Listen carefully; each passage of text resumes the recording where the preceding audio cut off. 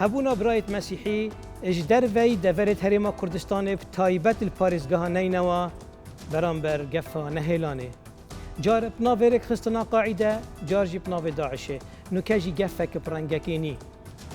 بپیدا کرنا روشکان آرام الوان دوران بود درس کرنا مشختیکانی یا برایت مسیحی جهتوان جبو جبهه کرنا هندک اجین دایت تایبت هرما کردستان وکی پناگه که آرام بو مسیحیان یان هر پیکاتکان توایی یان آینی یان مذهبی کو برانبر گفان هیلانه بن آرمانج گرتنا کردستان اشلای هندک نحزان و جبر رولوی وک پناگه که آرام بابت وی جاریه یه برنامه ما لسروی ناکوکیا کنه و گل هر دو میوانت ما برئیس آیدن معروف وزیر هرمه بو کاروبار پیکاتکان رومیو هکاری سکرتیر گشتی حزب دموکراتی بیت نهرین خیراتن سرچاوا اگر برئیس رومیو هکاری دست بکین اگر بما بحث روشا حمدانیه بکی کو او کار ستهند مازن وسلطانا هولا شهيانا وقربان كتنا چندها قرباني اشلاي هولاتية مسيحي بله سلاو لجنابتان سلاو ل سرجنبي نراني كردستان باستشار لهر توي كهن بله والله جناب لسرتاي برنامج كوا باست کرد هندێک جار لە ڕێگەی ڕێکخراوی قاعدە و هەندێک جار لە ڕێکخراوی تیرۆریستی داعش بەڵام پێش ئەوانیش و نێوان ئەو دوو ڕێکخراوە تیرۆریستیانەش خۆ دوای ڕووخانی ڕژێمی بەعسی لە ناوچوو بە تایبەتی لە کۆتاییەکانی 2005 دەستکرا بە دەرکردنی مەسیحیەکان لە ناوەڕاست و خواروی عێراقەوە هەر لە بەسرا و بەغدا و کەرکووک و مووسڵ خەڵکی ئێمە بەدەیان بە سەدان خەڵکی ئێمە کوژرا بەدەیان خەڵکی ئێمە بەبارم تەدەگیرە بەرامبەر پارە و شتیوایەنی ڕێکخراوە تیرۆریستە ئیسلامیەکان لە ناوەڕاست و خواروی عێراقیش زەربەیەکی گەورەیان زەربەیەکی کوشندەیان لە مەسیحیەکاندا وای کردووە ئێستا ئەتوانم بڵێم ئەگەر دە لە سەدای ئەو مەسیحیانە مابن لە ناوەڕاست و خواروی عێراق کە پێش ڕووخانی ڕژێم لەوێدا دەچیان ئەمە کارەساتێکی گەورە بوو دواتر مەسەلەی حەمدانیە بەڕاستی هەر هەموو خەڵکی کوردستان و عێراق و خەڵکی جیهان بینیان و هەمویان نیگەران بوون بەو کارەساتە دڵتەزێنەی حەمدانیە کە خەڵک چوو بوو بۆ ئەوەی بۆ خۆشی چوو بۆ هۆڵەکەوە بەڵام دواتر ئەم هۆڵەکرا بە گۆڕستان بۆیان بە سەدان خەڵک لەوێ سووتان و کوژران بە سەدان خەڵک ئێستا بریندارن کە بەداخەوە دەڵێم دوای ئەوەی کە ئێمە سەردانی خەستەخانەکانمان کرد بەشی زۆریان ڕێژەی سووتانەکەیان زۆرە لەوانەیە ئەوانیش بچنە ڕێزی شەهیدەکانەوە و هەروە تا ئێستا زیاتر لە 40 تەرم ماوە کە تا ئێستا بێناو نیشانن تا ئێستا لە ڕێگەی دیێنئەوە هەوڵ دەدرێت بۆ ئەوەی بزانن ئەم خەڵکە کە سوکارەکەی چێیە بۆ ئەوەی بچن تەرمەکانیان بناشنن بەڵێ ئەمە کارەساتێکی گەورە بوو بەڵام ئەمە کە یەکەمین کارەسات نییە دژی خەڵکی مەسیحیەکان دەکرێت لە حەمدانیە و لەسەر تا سەری عێراقا و هیوادارم ئەمە کۆتا کارەسات بێ دژی ئێمە هەندێک جار ئێمە هەموو کاتێوتومانە زوڵم لە خەڵکی ئێمە دەکرێت لە مەسیحیەکان بە شێوەیەکی گشتی لە کەلدۆ لەگەلی کلدانی سریانی ئاشووری زوڵم دەکرێت هەم لە ڕووی نەتەوەی و هەم لە ڕووی ئاینەوە ینی ئێمە تاکە نەتەوەیەکین لەسەر ئاستی هەرێمی کوردستان و عێراقا کە لەسەر ئاستی عێراقا هەر لە سەرەتایدا مەزراندنی دەوڵەتی عێراقەوە لە ساڵی 1920ەوە زوڵم لە ئێمە دەکرێت و خەڵکی ئێمە دەردەکرێت و خەڵکی ئێمە دەکوژرێت هەر لەبەر ئەوەی لەلایەکەوە کە خەڵکی ئێمە داوای مافی خۆی دەکات لەلایەکەی ترەوە کە ئێمە خەڵکانێکین مەسیحین بەڕاستی لە ڕووی ئاینەوە ئەمە سلسلەیەک با من زنجیرەیەکی زوڵم و کوشتن و بە کۆمەڵ کوشتنی مەسیحیەکانە لە عێراقەوە هەیە هەر لە ساڵی 1933 کە زیاتر لە 5,000 ئاشووری لە سێمێل شەهید کران لە ساڵی 1969 هەموو گوندی سووریا کە گوندێک بوو بە مەسیحی و بە کوردەکانەوە هەمویان شەهید کران. دواتر حادیسەی کەنیسەی سەیدت نەجات ساڵی 2010 لە ناوجەرگەی لە ناوەڕاستی بەغدا لە پێش چاوی هەموو ئەو دەسەڵات و حکوومەت و بەرپرسانە بۆ ماوەی 4 بۆ 5 ساعت تیرۆریستکان خەڵکی ئێمەیان دەکوش کەس بە هاواریان نەچوو. دواتر ئەمە دواتر هاتنی داعش کە سەرجەم دەشتینەینەوە شاری مۆسڵ لە مەسیحیەکان چۆڵکرا تا گەیشتینە ئەمە مەسیحیەکان بەو سەردە تاریخێکی کە جەنابەت باس کرد لەبەر چی مەسیحی ئارمانچ دەگرن ینی هەندێک لایەن کە ینی چ کوشتنە چ بە دەرکردنە ینی لە ئەگەری چیدایە و وڵا خۆی چەندەها هۆکار هەی هۆکاری وتم هۆکاری نەتەوەی هۆکاری ئاینی و هۆکاری سیاسیش بیرمان نەچێ دەشتینەوە نینەوە وەکو ناوچەیەکی دێرینی یاخود ناوچەیەکی مێژووی گەلی کلدانی سریانی ئاشووری ئێستا تەماعێک هەیە لە خەڵکانی دەوروبەری ئێمە دەشتینەینەوە هەوڵ دەدەم بۆ ئەوەی مەسیحیەکان نیگەران بکەن ترس بخەنە دڵی مەسیحیەکان دڵە ڕاوچەیان بۆ دروستکەن بۆ ئەوەی دەشتینەینەوە شار و شارۆچکانی خۆیان بەجێ بێڵن سەفەری کۆچ بکەن بۆ دەرەوەی وڵات بۆ ئەوەی خۆیان زەوی زارەکانیان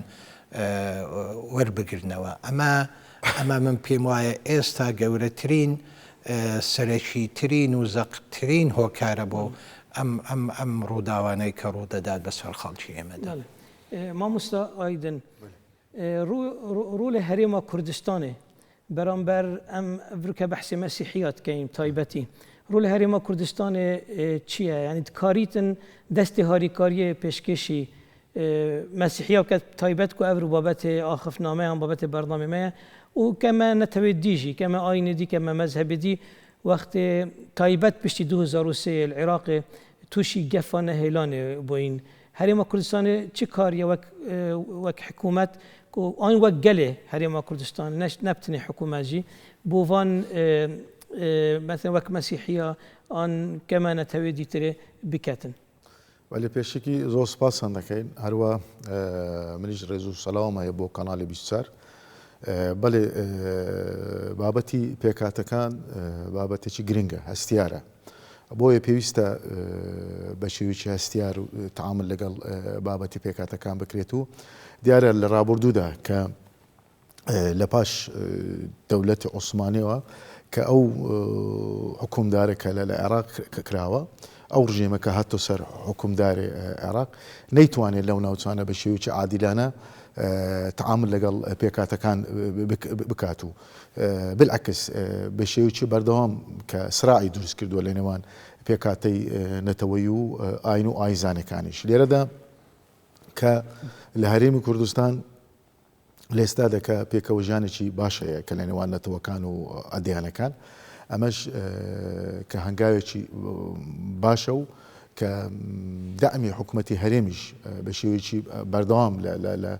لە پێکەوەژیان نەتەوەکان و ئەدیانەکان هەیە و کە بەشداربوونی لە پرۆسێ سیاسی و لە بڕیارە سیاسەکان لێرەدا بە شێوەیەک مەسەلەن ئەم گرفتە نییە کە دژی پێکاتەکان ڕێی جیاواز هەبێت و یا دژی نەتەوەکان و یا ئەدیانەکان لەوانەیە هەندێک گرفت و مەشاکلەیە بەڵام بە شێوەیەکی عام پێشوازێکی باشەیە کە لە تەعایش و پێکەوە ژیانی نەتەوەکان و ئەدیانەکان لێرە دەکە لە ڕابردوودا ئەو گرفتانە و ئەو مەشاکلانە کە دروست بوو بە تایبەتی لەگەڵ هاتنی ڕێکخراوی تیرۆریستی داعش کە لە 2014 دیارە ئەو کات لە شاری مووسڵ بە تایبەتی لەم ناوچانەکە نەتەوەی جیاوازی وجودی هەیە بەتایبەتی برا کریسیانەکان کلدان سریان ئاشووری کە لە سەهل نینەوە لە شەنگال لە سنجار برا یەزدیەکان لە تلەحفەر نەتەوەی تورکمان کامانە لەم ناوچانە بوونە ئامانجی ئەم ڕێکخراوە تیرۆریستانە کە دیار بوو کە ئاوارە بوون ئاوارەی بۆ هەرێمی کوردستان بوون ئەو کات کە لە 2014 هەرێمی کوردستان بە حکوومەت و بە پەرلەمانەوە بە خەڵکەوە پێشواژی زۆر جوان لەم خەڵکانە و کرا لەو هاوڵاتیانی ئەم نەتەوانە کرا ئەمەش خۆی لە خۆیدا گەڕێتەوە بۆ یەکتر تەقبولکردنی نەتەوەکان و یا یەکتر کولتوری یەکتر تەقبولکردن لە نێوان هاوڵاتیانی هەرێمی کوردستان زۆر بەهێزە لێستاش کە میسالمان کە نمونەیەمە بوو لە شاری مووسڵ کە شاری مووسڵ پێویستە کە نەتەوەی جیاواز تێدایە و ئەدیانی جیاوازی تێدایە و زیاتریش گرفتەکان لەو ناوچەیە دروست دەکرێت و بەداخەوە لە ڕابردوشدا لێستادا مەسەلەن زۆر لە نەتەوەکان و ئەدیانەکان کە لە هەرێمی کوردستانە و لە ژێر کەمتە دەژین یعنی کە ناتوانم بگەڕێنەوە بۆ ناوچەی خۆیان ناتوانم بگەڕێنەوە بۆ شەنگال لەبەر ترسی و مەترسی ڕێکخراوی تیرۆریستی پێکەکە کە لەگەڵ مەترسیەکانی تر کە لە ناوچەکە ناتوانم بگەڕێنەوە ناوچەی خۆیان لێرەدا کەمە لە ڕابردوش چەندە حکوومەتی هەرێم چەندەها کار ئاسانی کردووە چەندەها شتی باش کردووە بۆ ئەوەی خەڵکان ئەم خەڵکانێکە لەم شارە ئاوارە بوونە بگەڕێنەوە بۆ جێگەی خۆیان نزیکی 130,000 مەسیحی پشتی شەڕی داعشێ هاد بۆ هەکازی خەڵت نەمە ژمارە 130,000 مەسیحی ئەوەرەی کوردستانی ببوون پشتی شەڕی داعشێ ڕەوشەوان مەسیحیە چاوە ینی لە کوردستان چاوە تەعامل گەراتەکردن یعنی ئەو کات پێشوازێکی باش ئەبوو بەتەنیا لە برا کریسیانەکان نەبوو لە کلدان سریانانشی لە هەموو پێکاتەکان لە برا یەزدیەکان و لە تورکمانەکان و لە کاکەی و لە نەتەوەکانی تر لە عەرەبی سوننا کە ئەوانە هەموو ئاوارەی هەرێمی کوردستان بوون پێشوازێکی زۆر باشە بۆ کات لە 2014 کە چەندەها کەمپە بوو لە هەولێر لە منطقەی دۆک لە منطقەی شاریە لە زاخۆ لە پەرسێڤە لە منطقەی دەرەبوون لەوانە زۆر کەمپیش دروست کرا کە ئەمانە پێشوازێکی زۆر باشە بوو بەڵام دوای ئازادکردنی مووسڵ کە لە 2017 کە زۆربەی خەڵکەکە گەڕاوە بەڵام ماوە تا کۆستاش کە هەندێک ئەفکارە سەتەوێ دیمایکی ئەوەل حەمدانیە چێبووی و هۆڵەکە شەهیانە یا برایەتمەیەت مەسیحی و پتر سەد هاوڵاتیە شەهید بووین تێدا و چەندەها ینی هەندی وا پترت بیت بریندار و هەندێک ژێشتا پاشا ڕۆژەوە دیار نینە کە ینی نەشیانە تەحدید بکەنەوە کینە هاتینا سوڵتن بەس نزانن کینە پشتی vê rawşeda herêma Kurdistanê şiya çi biket bû mesîhiya taybet bû evê hemdaniye yani babetî hemdaniye mesele hemdaniye bedaxwe karesat zor gero bû ئێمە هەمومان غەمبار بوون بۆ کارەساتە لێرە دا دیار بوو لە یەکەم ساتی ئەم کارەساتە زۆربەی بریندارەکان کە هاتنە هێنراوە بۆ نەخۆشخانەی هەولێر و دۆک کە وەزارەتی سەحی حکوومەتی هەرێم و سەرۆکایەتی هەرێمی کوردستان و لایەنەکان هەموو ینی دامەکی باشیان کرد و پێشوازێکی باشە بوو بەوەی لێرەدا ناوچەی ئەم ناوچانە گرنگە یان لەو ناوچە وجودی پێکاتەکان گرە کە ئێستادا زیاتر نەتەوەکان و ئەدیانەکان لەم ناوچانە دەبنە ئەهداف دەبنە مستەهدەفی لایەنی تر کە باڵادەستن لە ناوچەکەدا بەداخەوە لە ڕابردوش تا کوێستاش کە لێرەدا حکومدار کە دەسەڵات زۆر مهمە ئیدارەی کردنی ناوچەکە گرنگە مەسەلەن لە ڕابردوو تا کوێستا لە شاری مووسڵ نەتواندرا ئەو ئیدارەی کە لە شاری مووسڵ تا کوێستا حکومدار بووە نەیتوانە ئیدارەیەکی عادیلانە لە نێوان پێکاتەکان دروست بکات لە نێوان پێکاتەی نەتەوەیی و ئەدیانەکان چونکە مووسڵ کە شارێکە نەتەوەی جۆرا و جۆری تێدایە شارێکە ئەدیانی جۆرا و جۆری تێدایە ئەمە زۆر گرنگە لێستادێکە ئەگەر تەماشای سێری ئیدارەی مووسڵ بکەین کە بەشداری نەتەوەکان و بەشداری ئەدیانەکان زۆر کەمە لە ئیدارەی مووسڵ دەبێت کە سیاسەتیش زۆر عادیلانە یەکسانی هەبێت لە نێوان هاوڵاتیانی نەتەوەکان و ئەدیانەکان لە شاری مووسڵ و لە شارەکانی تریش. بەڕێز ڕۆمیۆ هەکاری ئەگەر بینە هەر کارەساتە حەمدانیە ئەف کارەسەتە ئەمشین وێژی گرێداین وەکی وێ سەردە تاریخێوەتە کریک و هاتینە ئارمانجکردن ئانکۆ ئەم بچین بژین پلانەکە بوو داڕێژراو بووە یانجی ڕیدانەکە عرازی بووە زڤریت بوو خەمساریە بوو گەندەلیە بوو یعنی ئەف بێسەروبەریە هەیت ئیدارێدا هۆڵەکە وسا بێسەروبەر چێگر حتا ئاگرێکی وسا ڕی بدەتن و جهێڕەڤینێ نەبیتن ئەوێت سەلامەتە هاوڵاتی نافێ قاعدە نافێ هۆڵەدا نەبیتن جەنابێتە بوو چ زڤرینی دوێ ڕیدانێ وڵا خۆی ئەو با بڵێن ئەو زنجیرە ئیستیهدافانەی کە دژی خەڵکی ئێمە کراون باسم کرد لە دامەزراتنی دەوڵەتی عێراقەوە تا ئەمڕۆ بەڵێ داڕێژراو بوو و بەرنامە بۆ داڕێژراو بوو چونکی بەشێکی زۆری ئەوانەی لە مێژووی پێش 50 ساڵ و پێش نێزیک 70 ساڵ کە باسم کرد هەر هەندێکیان هەر خودی جێشی سوپای عێراقی کردی دژی خەڵکی ئێمەی کۆمەڵکوش کرد و ئەمەش هەر بەم شێوەیە بەڵێ ئەمەی حەمدانیە بەڵێ خەمساردی تایە خەمساردی لایەن با بڵێن بەرپرسە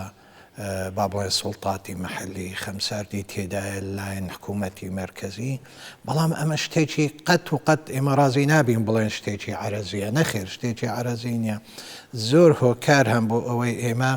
هەندێک شکوک دروست بێت لایەن خەڵکی ئێمە ئەمە قسەی من نیە ئەمە قسەی خەڵکی ئێمەیە دەڵێن ئێمە تەنها لە چەند فلیمێکی چەند چرکەیە بینیمان نەکراوە بە کەمتر لە نیو چرکە هۆڵێک لە ڕێگەی ئەو یاری ئاگرینی کە وڵا لە هەموو عێراقا دەکرێت لە هۆڵەکانە هیچ جارێ بچووکترین ئاگریشی لێ نەکەوتۆتەوە ئەمە لە کەمترین لە نیو چرکە هەموو سەقفەکە دەسووتێ و سەقفەکە دەبێت وەکو بڵێن ئاگرباران دێتە خوارێ بۆ سەر خەڵکەکە دواتر بەڵێ خەمساریەکە لەوە بوو کە هۆڵەکە ناکرێ هۆڵێکە 700 بۆ 1000 کەس بگرێتن تەنها یەک دەرگای هەبێت یەک دەواازە ئەمە خەمساردێکی زۆرە هەموو دام و دەستگا پەیوەندیدارەکان بەڕاستی ئێستا دوای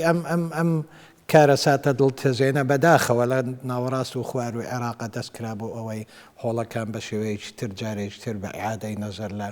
دروستکردنی و چۆنێتی دروستکردنی و ئەندازەی دروستکردنی هۆڵەکان بگۆڕێت بۆ ئەوەی باڵێن قوربانی کەمی لێ بکەیتەوە بەڵام ئەمە کارەساتێک بوو بەڕاستی ئەبێ لە سەر تاسەری عێراقە ناکرێ ئێمە گرفتێکی گەورەمان هەیە خۆی مەترانی کەنیسەی سریانی کاتۆلیک لەوێ کارەساتەکە ڕوویدا تا ئێستا و خەڵکی ئەوێ دەڵێن ئێمە رازی نین بە ئەنجامی ئەو لیژنەی تحقیقیەکە کراوە بەڕاستی بەداخەوە شتێکی شەرمەزاری بوو ئەم لیژنەیەکە کردی وەکو ئەوە بێ کە دوو کەس تووشی شەڕێک بوو بن پێکەوە شەڕیان کرد بۆ لیژنەیەکی نەڕازیبوونێک هەبوو ئەنجامێت لیژنە تحقیقی هەکەم بژین داخوازیت مەسیحیە چ سەرکردێت وانایان چ خەلکی مەسیحی تایبەتی حەمدانیە پشتیوێ کارەساتی داخوازیت وە چنە چش حکمەتە عێراقی بیت چش جیواکی ناودەوڵەتی بیت یعنی چت خوازن وڵا خۆی لە ناڕازیبوون و ئەعلانکردنی ناڕازیبوون لەم لیژنەی لێکۆڵینەوەی ئەو بۆتی ئێمە رازی نین و ئێمە بڕوامان بەو لێکۆڵینەوەی نییە داوایە کرد کە لیژنەیەکی محایدی نێودەوڵەتی بێت لێکۆڵینەوە بکات لە سەرەمە چونکی خەمساردەیەک دیار بوو بەداخەوە ئێمە نەمان بینیوە بۆ نمونە لە حەمدانیە لە قەزایەکە لە دەوڵەتێکە کارەساتێکی گەورە کە بە سەدان شەهید و بریندار و مەفقودینی لێ بکەوێتەوە تەنها ئیجراعاتێکی با بڵێن ڕۆتینی ئیداری بکرێت تەنها بەرپرسەکانی ئەم قەزایە تاوانبار بکرێت ئەمە نییە هەر بەرپرسێک بۆ نمونە هەر لایەنێ بەرپرسی هەر لایەنێک کرد دام و دەستگایەک خۆی وابەستەیە بەستراوە بە وەزارەتێکە خۆی ئەمە کێشەکە خەتاکە هەڵەکە بەرپرسە فەقیرە نییە خۆی کێشەکە لە وەزیرەکەیە و دواتر لە دەسەڵاتەکە خودی دەسەڵاتەکەیە کەواتە ناکرێ بەڵێ من پێم وایە وە سەرجەم حەزب و لایەنە سیاسەکانی گەلی کلدانی سریانی ئاشووری ئێمەش وەکو دامێک بۆ کەنیسە بۆ مەترانی کەنیس مەتران بندۆکتس حەنۆ کە ئەو سەرپەرشتی هەموو با بڵێن جانبی کەنیسەی حەمدانیە دەکات ئێمەش دامی بیر و بۆ چوونە داخوازیەکانی ئەو دەکەن چونکی ناکرێ خەڵکی ئێمە کۆمەڵکوش بکرێت و هیچ ئەنجامێکی لێ کۆڵێنەوەی ئەنجامێک نەبێت کە ئێمە پێی قەناعەت پێیەوە بینین کەواتە بۆیە وە دواتر خاوەنی حۆڵەکە بۆچی لەم کات و ساتەدا دەرگای خۆی قفڵ دەدات و حاردی کامێراکان هەڵدەگرێت و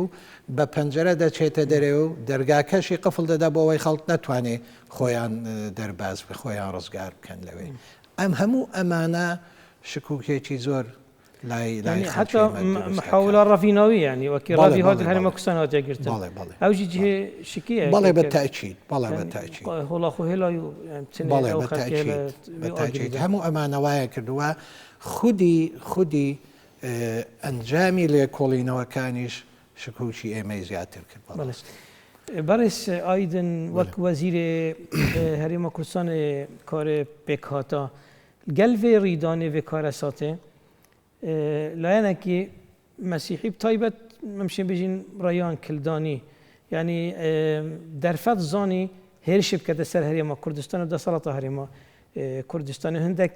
تومەت بوو چێکردن و پەنا بەراورد ناگریتان ئەو خەڵکێت ڕەبیت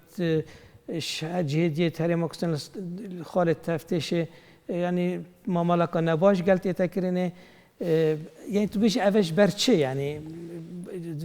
في حالتي داد في روشة دا ريان كلداني وان آخفنا بيجيتن هن شو بري خدنا وان آخفنا وشو برس وان آخفنا دن ليردا بداخل هندك لاين ديار هندك بابتو هندك كارسات يعني رودا وكان بۆ بەرژەوەندی خۆیان بەکار ئەینن بابەتە ئەکەنە زیاتر بابەتێکی سیاسی دەنا حکوومەتی هەرێمی کوردستان بە تایبەتی هەرێمی کوردستان کە لە ڕابردوش تا کوێستاش کە لە هەموو کات زیاتریش دیفاعی لە پێکەوە ژیان و لە نەتەوەکان کردووە کە لە هەرێمدا وجودیان هەیە کە دیفاعی لە مافەکانیان کردووە و دیفاعی لە تاعیش و پێکەوە ژیانی نەتەوەکان و ئەدیانێک کردووە لێرەدا کە دیارە کە ئەمە بەداخەوە کە لەگەڵ دروستبوونی ئەم کارەساتە ئەم کارەساتێکی گەورە بوو کە نەعادالەتێک بوو بەرامبەر هاوڵاتیانی برا کریستیانەکان کرا کە لە هەموو کات زیاتریش حکوومەتی هەرێمی کوردستان بە هەموو خەڵکی هەرێمی کوردستان کە دەرکایان و لە هەموو کات زیاتر لە هەموو لانش زیاتریش کە پێشوازیان لە بریندارەکان کردو و سەردانی جێگای مەبەستیان کردو کە یارمەتی خەڵکەکەیاندا ئەمانە زۆر گرنگە کە لە ڕووی ئینسانیەوە گرنگە لێرەدا نوێنەرایەتیکردن زۆر ئەساسە نوێنەرایەتی ڕاستەقینە زۆر گرنگە کە ئەو بەڕێزانە کە لە بەغدانە کە لە پەرلەمانی عێراقدا بەداخەوە ناتوانن زیاتر نوێنەرایەتی پێکاتەی ئەساسی خۆیان بکەن لەبەرەوەی ئەمانە زیاتر بابەتکان ئەکرێت و سیاسی بۆ بەرژەوەندی خۆیان بەکاری هەنین لێرەدا زیاتر گرپ دروست دەکەن بۆ خەڵکی برا کریستیانەکاندا لەبەرەوەی ئەگەر ئێستا ئەمە مقایسەی بکەین لە بینی پێکەوە ژیانی نەتەوەکان و ئەدیانەکان لە هەولێر لە هەرێم لەگەڵ بەغدا و یان لە عێراقدا ئەمە باش ئەزانێت کە ئەو پێکەوە ژیانەی لە هەرێمی کوردستان هەیە زیاتر بەرەو پێشە لە ڕووی سیاسیەوە لە ڕووی بەشداری پێکردنیان لە بڕیارە سیاسەکان و لە ناو حکوومەتە لە پەرلەمانی کوردستاندا ئەمە لێرە ئەمە زۆر بابەتێکی گرنگکە بەڵام سەیری ڕەوشی پێکاتەی نەتەوەیەکان کە بە تایبەتی نەتەوەی تورکمان و نەتەوەی کلدان و سریان ئاشووری کە بەشداربوونیان لە پرۆسی سیاسی لە عێراقدا تا کوێستە نوێنەرایەتی ڕاستەقینەیان نییە لە ناو حکوومەتدا ئەمە زۆر گرنگە ئەمانە زۆر بابەتی هەستیان و گرنگن دەبێت پێش هەموو شتێک کە لە عێراقدا دیفاع لە بێزکردنی پێکەوە ژیان بکرێت و یەک دووش کە وتم کە بەنومنە ناوچەی مووسڵ کە زۆر گرنگە ئەم تەعایوشە وایە پێکەوە ژیانە وایە وجودی نێتەوەکان دوور بکرێتەوە لە سراعی سیاسی لەم ناوچەیە بەداخەوە دیارە ئەمانە زیاتر فشاری دروست دەکەن لەسەر نەتەوەکان ئێمە ڕۆژانە هەفتانە مانگانە متابعی ڕەوشی پێکاتەکان دەکەین لە شاری مووسڵ لە ناوچەکانی تر کە وجودی پێکاتەکان هەیە بەڵام بەداخەوە هەندێک لایەن هەیە کە لە دەروای قانونن لە دەرەوەی یاسانە و هێزیان دروست کرد و فشار دروست دەکەن لەسەر خەڵک ئەمە دەبێت باز بکرێت و ئەمە دەبێت بکرێتە راپۆرت دەبێت ئەمانە فشاری لەسەر ئەم لایەنە دروست بکرێت و ڕێگری لێ بکرێت و یعنی ئەمانە وجودی کە وجودی پێکاتەکان وجودی نەتەوەکان و ئەدیانەکان دەبێت محافظە بکرێت و نابێت ئێمە بەداخەوە هەندێک لایەن لەم ناوچانە کە هێزی بەکاردێنن و فشاری دروست دەکەن زغوتاتی زیاد سیاسی دروست دەکەن لەسەر نەتەوەکان و یا لەسەر هاوڵاتی ئەم پێکاتانە لەم ناوچانەدا مامۆستا ڕۆمیۆ پارێزگارێ نینەوە تومەت ئاراستەی ڕێیان کەلدانی کردن و گوتی حەمدانیە پێتیڤی حەشدی شەعبینینە لوێرێ وەک لایەنێکی مەسیحی یان وەک مەسیحیەت حەمدانیە هەڵویستی وانە چیە ژوان ئاخەفنێت پارێزگارێ نینەوە بەرامبەر ڕێیان کەلدانی بەڵێ من پێم وایە قسەکانی زۆر بەجێ بوو پارێزگاری نینەوە خۆی پێش ئەم کارە ساتە پێش مانگێک زیاتر تقریبا نیمچە خۆپێشاندانێک ڕوویدا دژی ئەمە خۆی کێشەی ڕوویدا پەیامنێر چۆن ڕۆمان بکەن حەشدی شەعبی جەماعەت ڕێیان کەلدانی نەهێ لە پەیامنێرمەش نافدا بۆ ڕێک لێگرتن و وێ خۆ پیشاندانی ڕۆمال بکەین بەڵێ خۆی کێشەکە لەوەیە دوای ڕزگارکردنی شاری مووسڵ و دەشتی نینەوە کە خەڵکی ئێمە گەڕاوە دوای ماوەیەک بە سەدان خێزان جارێشتر گەڕانەوە لەبەر هەڵس و کەوتی با بڵێن میلیشیا چەکدارەکان کە لە دەشتی نینەوە بەداخەوە لە دەشتی نینەوە زیاتر لە هەموو شوێنەکانی تری عێراقا چەندەها ناو چەندەها زۆر میلیشیای سەربازی لێبوو میلیشیای با بڵێن ئەسکەری لێبوو هەموو ئەمانە وایان کرد کە هەمویان ئەوەی ڕاستی بێ هەر خۆشیان لە نێوان خۆیاندا ئەوەندە کۆک نەبوون بۆیان ناکۆچیەکانی خۆیان و هەڵس و کەوتیان هەموو دژی خەڵکی دەشتی نینەوە بوو بە تایبەتی ناحیای بەرتڵە و قەزای حەمدانیە هەموو ئەمانە وای کرد جارێکتر بە سەدان خێزان بگەڕێنەوە هەرێمی کوردستان بۆ شاری دۆک و دەوروبەری بۆ شاری هەولێر و دەوروبەری کەواتە ڕزگارکردنی دەشتی نینەوەش نەبووە ئەو با بڵێن ئەو داخوازیەی یاخود ئەو هیوایە کە ئێمە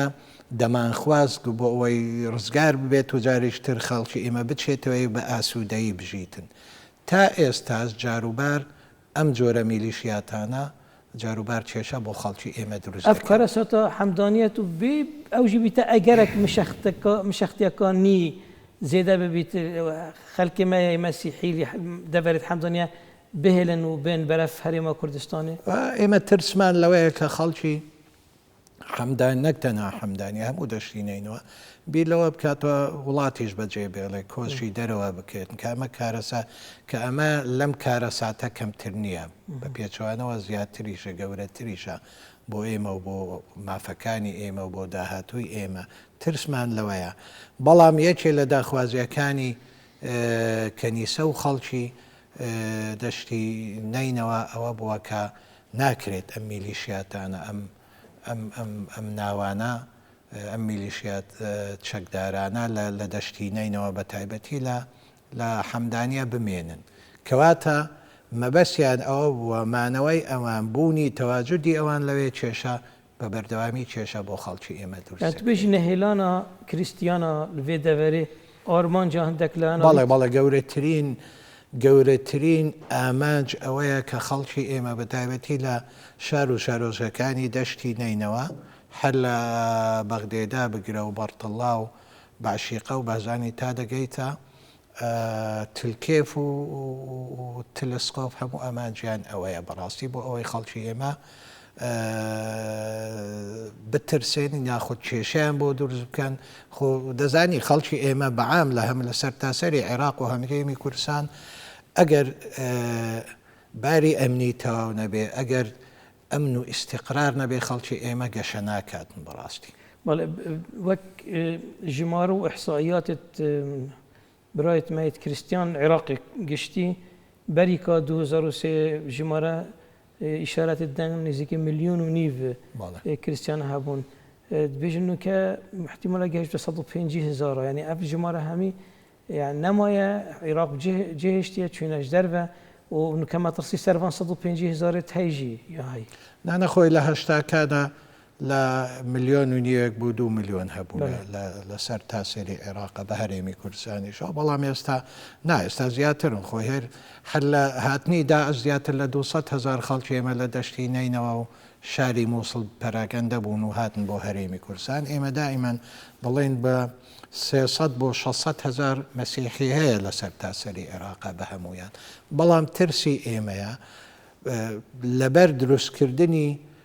کێشەی بەردەوام بۆ خەڵکی ئێمە لەبەر ڕاونانی بەردەوامی خەڵکی ئێمە لەبەر تۆقاندنی خەڵکی ئێمە لە هەندێک ناوچە بۆ ئەوەی مەجبور بکرێن زەویزار و ماڵ و مولچیان بە خەڵکی تر بفرۆشنەوە هەموو ئەمانەوە دەکەن کە خەڵک بیر لە هێشتنەوەی وڵات بکات بەڵام باش بزانێت عێراق باش بزانێت خۆم مەسیحیەکان بە شێوەیەکی گشتی قوربانیەکی زۆریان داوە بۆ دروستکردنی ئەم عێراقا کە ئێستا پێی دەڵێن عێراقی نوێ بەڵام بەداخەوە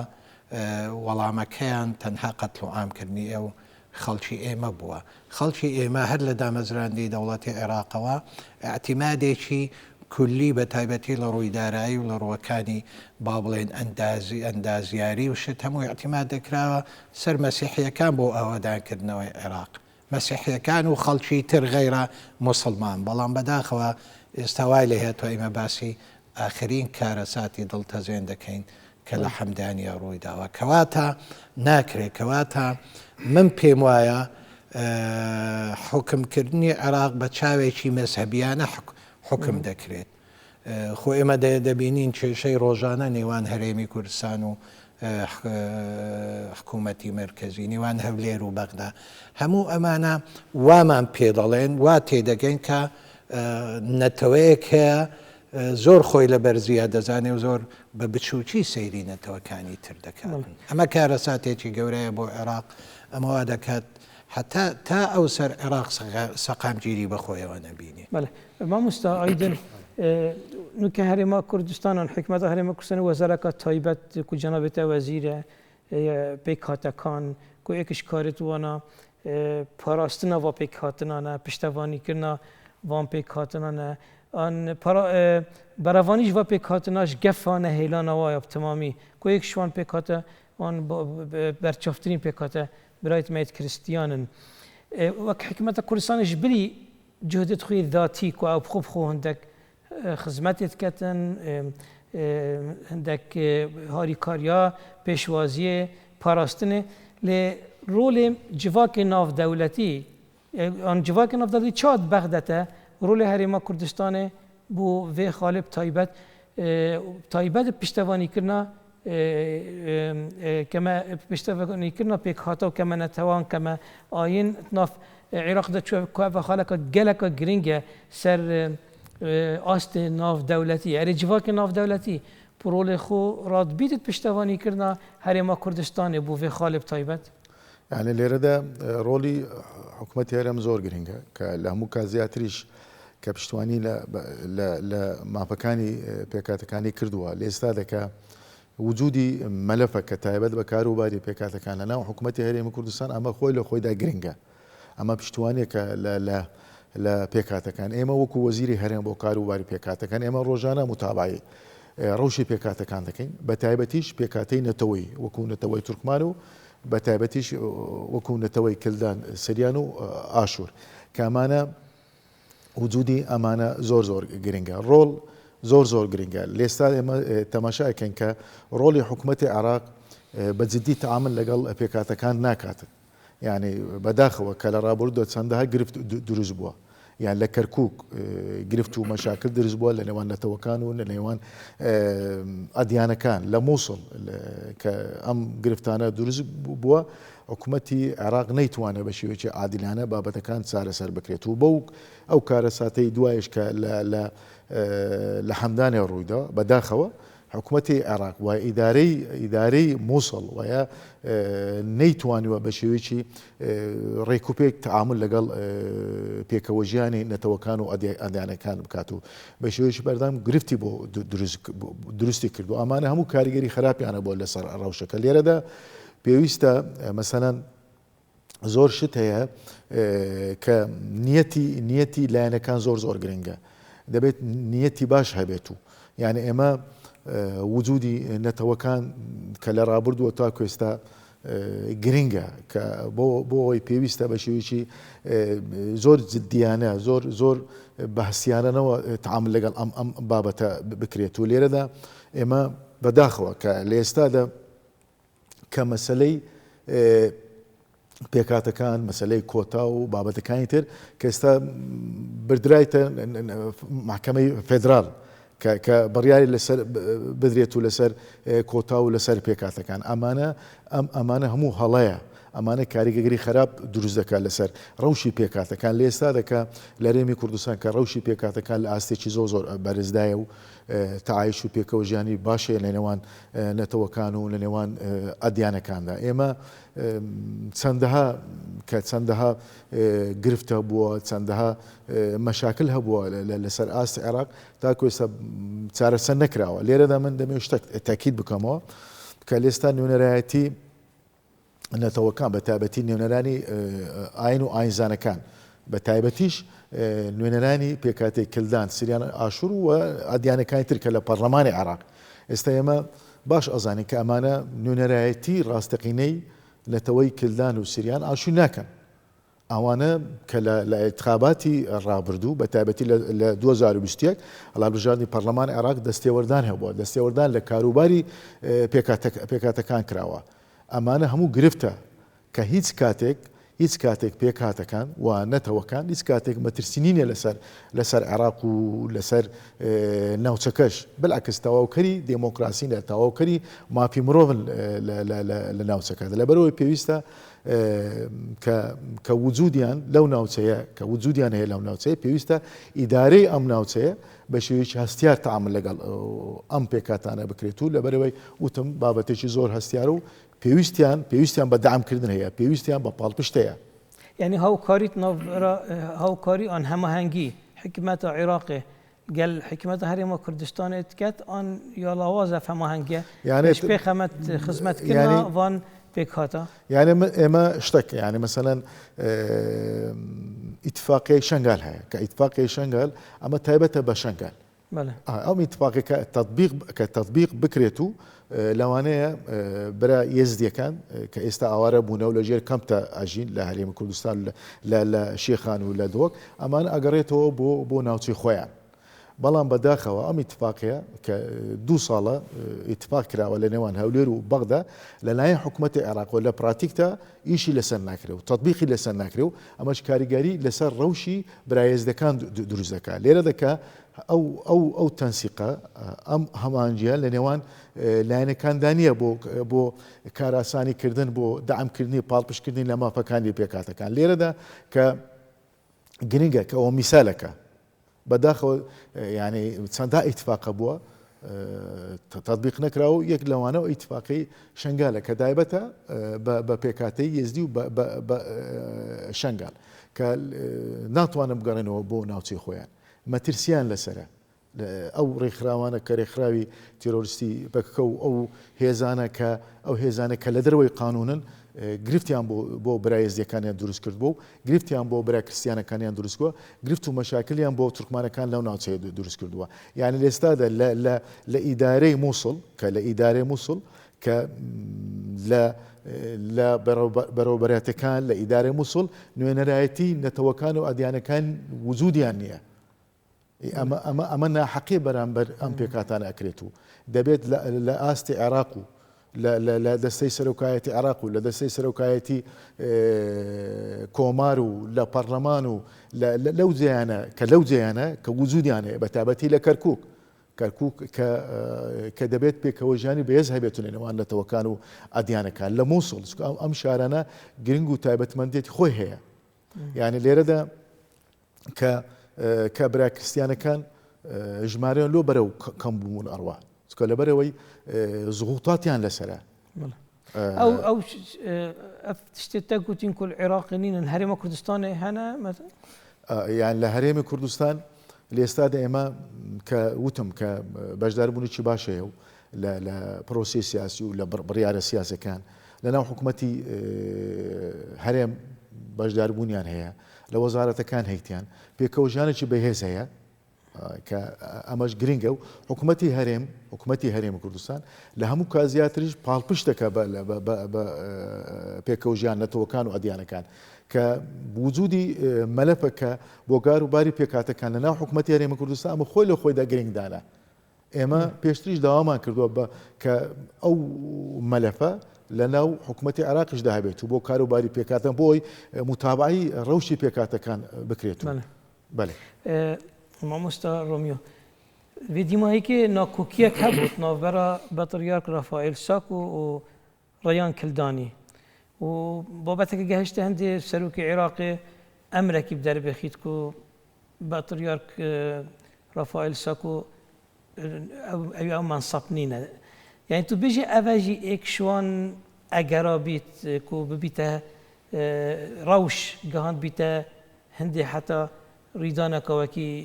ئەوە حەمدانیە چێ بیتەکە تو سەرێ خاڵێ مە بچێکی پاڵی ئەو ناکۆکی سەر چ بوو ژبەر چ بوو چاوە بوو بەڵێ خۆی هەر کاتێک کە دوو حەدەسیان زیاتر لە وەختێکی زەمەنی نزیک بە یەک بن جا حەدەسەکانیش هەمویان خراپ بن یاخود دژی خەڵکانێک کرابن کە لەو شوێنە دەژین بەڕاستی نیگەرانی لێ دەکەوێتەوە و یاخود بە چاوێکی وا سیر دەکرێت کە ئەمە دوژمنکاریە بۆ سەر ئەم خەڵکە جاگەر لەسەر ئاستی نەتەوەی بێ لەسەر ئاستی ئاینی بێ لەسەر ئاستی ئەوەی بەڵێ من پێم وایە مەسلەی ئەو بڕیاری بەڕێز سەرۆک کۆماری عێراق کە با بڵێم مەرسومی جمهوری کە بۆ پاتریارکی کلدان مارساکۆ ڕوفائیل خەڵی وەشاندەوە بەڕاستی کارێکی باش نەبوو کارێک بوو یعنی نەکاتەکەی باش بوو نا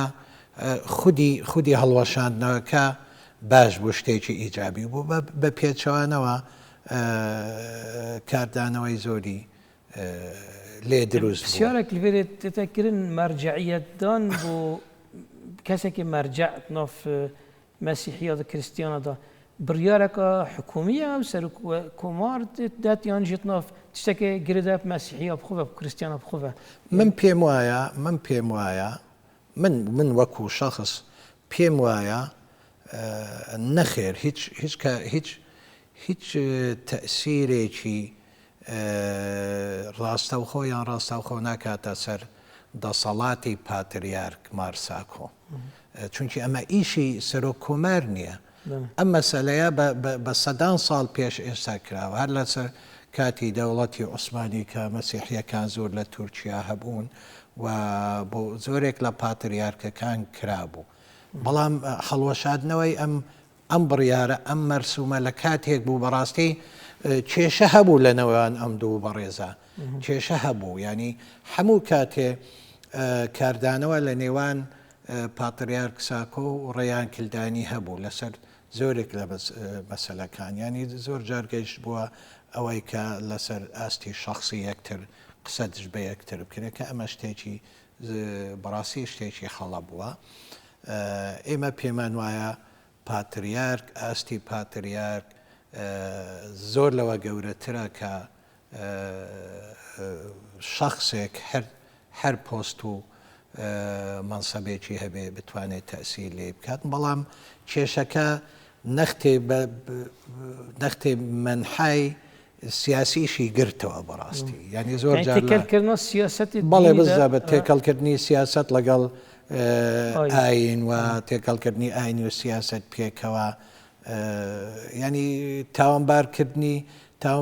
تاوانبارکردنەکان لە هەردوو لاوە بەڕاستی جێگەی نیگەران بوون کەوا بکرێت. بەڵام من پێی تێڕوانینی شخصی خۆم من پێم وایە پاتریارک ساکۆ زۆر لەوە گەورەترە کە تەسیر ئیلغاکردنی هەڵۆشاندنەوەی مەرسومێک بۆ ئەو شە، چونکی هیچ لە دەسەڵاتی ئاینی پاتریارک کەم ناکاتوە مەگەر ئەو لایەنەی ئەگەر هەوڵدانێک بە ئەمە قسەی پاتریارک ساکۆیە، ئەگەر هەوڵدانێک هەبێ بۆ ئەوەی لایەنی ئەملاکی کەنیسا هەوڵ بدرێت لە پاتریارک بسەندێتەوە، ئەمە زوڵمێکی گەورەیە. ئەگەر في حالەتیدا جیڤاکێ کریسیانای ناودەوڵەتی دێڕۆڵی خۆ بینیت وەکی فاتیکانێ؟ وڵا بەداخەوە تا ئێستا هیچ ڕۆڵێکی نەبووە، لەوانەیە تەنها هەڵوێستێک بوو بێ، تەنها با بڵێن ئیشارەتێک بوو بێ، بەڵام بۆ ئەوەی کە هەڵوێستێکی جددی هەیان بوو بێ هەموو دنیا بە ئەوروپا و ئەمریکا ێریش هەڵویستە هەرێمە کوردستانی ئیجابی بوو بەرژەوەندیە بەتریارکیدا بوو. بەڵێ بە تاکید حکوومەتی هەرێمی کوردستان، سەرۆکی هەرێم و هەروەها جەنابی کاک مەسعود بارزانی بەڕاستی ڕۆڵێکی زۆر ئاشکرا و ڕاستەوخۆی بینی و لە قسەکانی ینی دیفاکردنێک بوو مەگەر مەسیحیەکان بتوان ئەو دیفاکردنە لە پاتریارکی خۆیان بکات. ئەمە شتێکی زۆر ئیجابی بووە. بەڵام جارێکتر دەگەڕێمەوە سەرەوەی من پێم وایە خۆی باسکردنی هەر کێشەیەکرد چەندە بچووک بێ، بەڵام زۆر باز بکرێت کێشەکە گەورە دەبێتن، چونکی هیچ لە دەسەڵاتەکانی پاتریار کەم ناکاتەوە وەکووتم مەگەر هەوڵدانێک هەبێت لە تەرەفی دووەم بۆ ئەوەی دەست بەسەر ئەملاکی کەنیسە بگرێت ئەمە تاوانێکی گەورەیە بەڕاستی قبول ناکرێت. بیت کریسیان خۆ قبول ناکەن، کریسیان قبول ناکەن، کەنیسا قبول ناکرێت، قبول ناکاتن ئەجینە ئەمە باشە، بەڵام ئەمە ناکرێت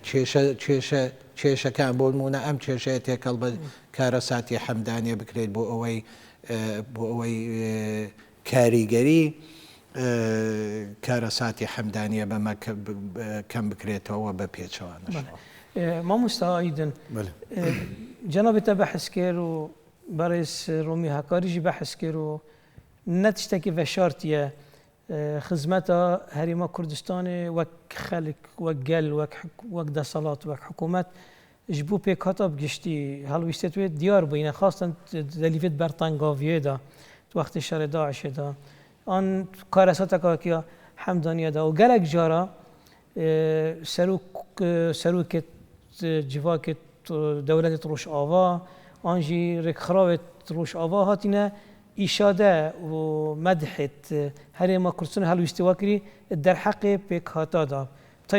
taybetî pêkhatê kiristiyan. Bes beramber vê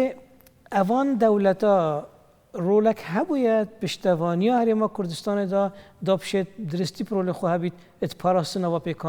pêkhata da çunku parastina vê van pêkhata wekî ez ageh darim hindek pêkhate hebûna wel herêma Kurdistanê jî nebûye li Bexda hebûye li Başûrî hebûye lê wextê tûşî gefa nemanê bûyne hewara xwîne li herêma Kurdistanê vêgavê li herêma Kurdistanê heyn û wek اشیم بجمع اعتراف رسمی پیت تکرنه و مافت وانا دنه و پشتوانی جدی تکرنه ویره رول جواک ناف دولتیه که بجین امریکا که بجین ایکتیا اوروپی که بجین فاتیکان یه رول وی پشتوانیا هریم کردستان دا بوی خاله حکومت هریم کردستان چوا ترسنگینید يعني وجودي پێکاتەکان گرنگە پێشوازێکی باشە لە هەرێمی کوردستاندا ئەمە ئەگەڕێتەوە بۆ ڕابردوو ینی یەکتر کولتوری یەکتر قبولکرد لە نێوان هاوڵاتیانی پێکاتەکان هەیە یعنی ئەمە کە لە ڕابردوودا ئەم یەکتر قبولکردنە تا قبولکردنە بە شێوەیەکی بەردەوام تا کوێستە وجودی هەیە ئەمە خۆی لە خۆیدا شتێکی باش دروست کردەوە کاریگەری باش دروستکۆ لەسەر پێکەوە ژیانی نەتەوەکان و ئەدیانەکان لە هەرێمی کوردستاندا لێرەدا کە بەشداربوونیان لە پرۆسی سیاسەکەش ئەمەش گرنگە لە هەموو کات زیاتریش حکوومەتی هەرێمی کوردستان پشتوانی کردووە لە مافەکانیان و لە داواکارەکانیان لە هەرێمی کوردستان وتم کاگار ئێستا تەماشای سەیری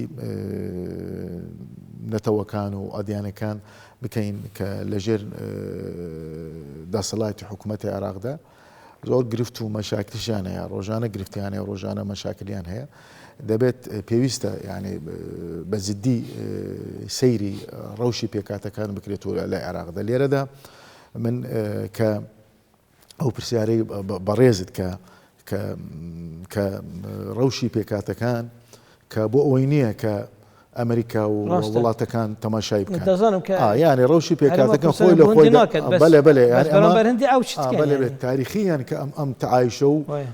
پێکەوە ژیانی هەیە کە لە شاری هەولێر کە خزمایەتی نەتەوەی کورد و نەتەوەی تورکمان خینیان تێکەڵاو بووە ئەمە زۆر گرنگە ئەم پێکەوە ژیانە لەگە برا کریسیانەکان کە تەعایشێکی باش هەیە ئەمە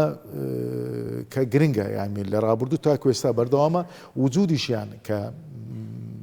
گرنگە لە هەرێم لە عینی کاتیشدا پێویستیش دەکات نوێنەرانی پێکاتەکان وایە پێکاتەکان وجودیان هەبێت و لە سەرۆکایەتی هەرێم لە سەرۆکایەتی پەرلەمان و لە بەشداربوونێکی زیاتر فراوانتریان هەبێت و چکە وتم کە هەرێمی کوردستان مەترسی نییە لەسەر پێکاتەکانیش مەترسی نیە لەسەر هەرێمی کوردستان یعنی تەعاوشێکی زۆر باشەیە و پێشوازێکی باشەیە و لە ئێستاژ کە ئەم پێکەوە ژیانێوان نەتەوەکان و ئەدیانەکان جێگای شانازی و جێگای تەقدیرە لە نێوان هاوڵاتیان و لە نێوان خەڵکەکەدا. مامۆستا ئایدن معروف وەزیرێ کاروبارێت پێکاتە حکومەتە هەرێمە کوردستانی گەلک سپاس بۆ ئامادەبوونەتە مامۆستای بەڕێز ڕۆمی و هەکاری سکرتێری گشتی حزبە دیموقراتیا بێت نهرين ام گلک سپاسیتش کم با ئامادەبوونەتە بینەرێت خوشتوی سپاسی هەواژیت کەم بۆ دیتناوی بەرنامەی و حتا جەرەکە دی و بابەتێکی دیتگەهینە ئێک هیم خێر و ئەم سڵامەت